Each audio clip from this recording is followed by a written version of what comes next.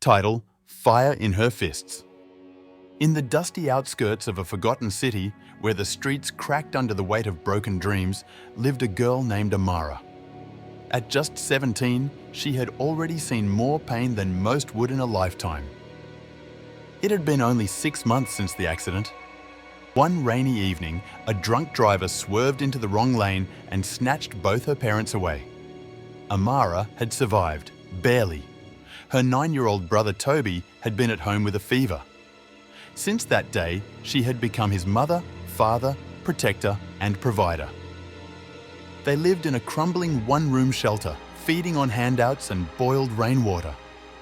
Toby was getting weaker each day, his ribs visible beneath his shirt. Amara's heart ached every time he coughed. She knew if she didn't do something soon, she'd lose him too. One evening, as she searched for scraps in the market, she heard a crowd roaring from an alley. She followed the sound and found herself standing before a makeshift ring, tire stacks for boundaries, blood-splattered ground, and fists flying like war drums. The road fighters.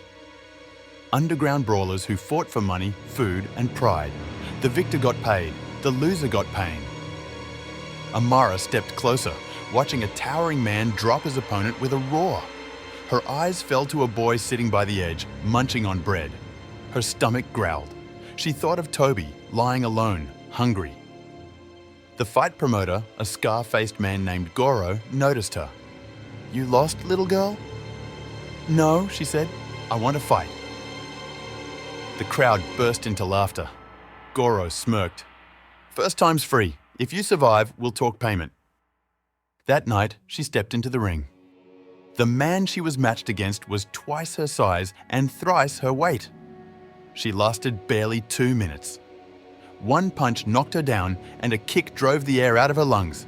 She spat blood and crawled out of the ring, barely conscious. Goro crouched beside her. "You've got nothing, girl. Go home." But she had no home and nothing left to lose. She came back the next night and the next. She studied every fight, learned to dodge, to endure, to strike. She practiced behind the shelter with bricks and ropes, wrapping her hands in torn cloth. At first, they mocked her. Then, they feared her. She started winning. She fought like a wildfire, relentless, furious, alive. Each victory earned her food, money, and reputation. Her fists became her voice, her rage, her justice. Toby began to smile again. His cheeks grew fuller. He watched her train, copying her punches in the mirror.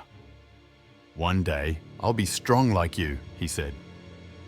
Amara grinned. "Stronger." Years passed. She rose through the ranks, from alley fights to city brawls. They called her the Phoenix, the girl who burned but never died. She took down the reigning champion in a brutal match that lasted an hour, refusing to fall even when her leg broke mid-fight. When she stood victorious, bloodied but unbowed, the crowd chanted her name. Even Goro, now her manager, said, "You've become the legend I never saw coming." But Amara never forgot why she fought. She used her winnings to build a home for kids like her, fighters of circumstance. She opened a gym where they could learn to defend themselves, earn money honestly, and find family in fists, sweat, and support. Toby? He grew into a champion too, but in the ring of education, a medical student thanks to Amara's sacrifices. One day, during a national broadcast, a reporter asked her, "Why did you keep fighting when everything seemed lost?" Amara looked into the camera, her eyes fierce. "Because giving up doesn't feed your little brother. Pain teaches you to bleed with purpose. And every time I was knocked down, I remembered this. Your fists can break bones, or they can break barriers. I chose both." And so, in a world that had once broken her, Amara stood unshakable.